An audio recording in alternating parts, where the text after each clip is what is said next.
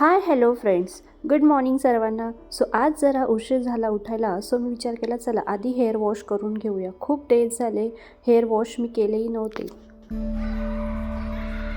आज जरा माझं निवांत चालू होतं कारण आज टिफिन नव्हता. जरा प्रिशाच्या पप्पांची तब्येत ठीक नव्हती, त्यांनी आज सुट्टी घेतली होती. सकाळ झाली म्हणजे प्रिशाला कोणीतरी खेळायला लागतं. प्रिशाचा फ्रेंड इथे प्रिशासोबत खेळायला आले आणि ते दोघं जण खेळत होते.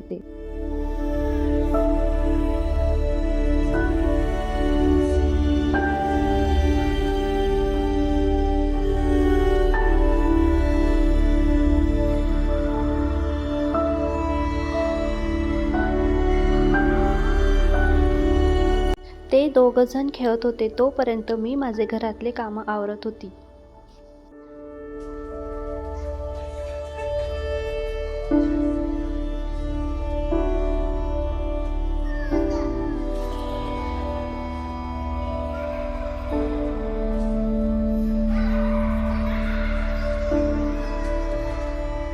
भांडी आवरून झालं आणि मी लगेच स्वयंपाक करायला घेतला.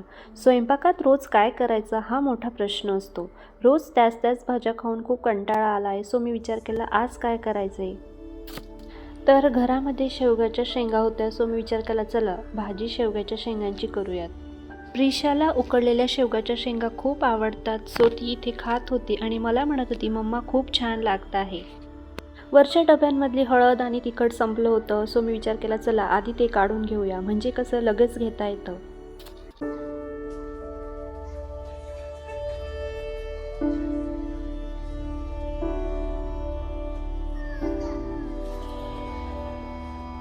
माझा स्वयंपाक बनवून झाला होता आणि मी लगेच किचन क्लीन करायला घेतलं आणि प्रिशाचं इथे मस्ती चालू होती.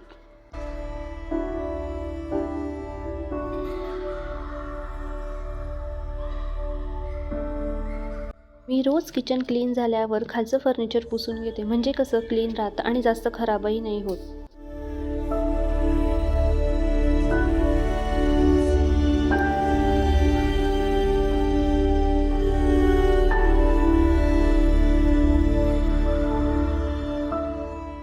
गॅलरीमध्ये आवळा सुकायला ठेवला, पण काय प्रिशा रोज येऊन थोडं खात होती आणि आवळा काही सुकणार नाही आणि आवळाखंडी काही बनणार नाही.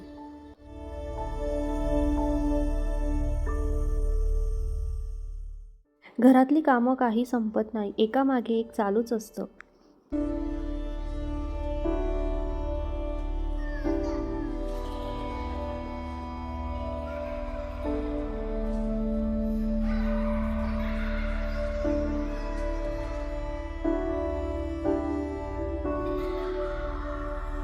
आता वाजले होते संध्याकाळचे 5:30. मी आणि प्रिशा आम्ही बाहेर जायला निघालो.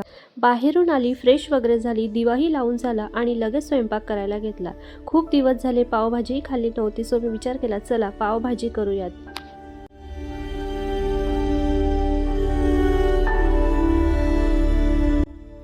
जेवण वगैरे झालं आणि आवरूनही झालं होतं माझं. मी विचार केला चला प्रिशाला घेऊन आपण खाली जाऊया.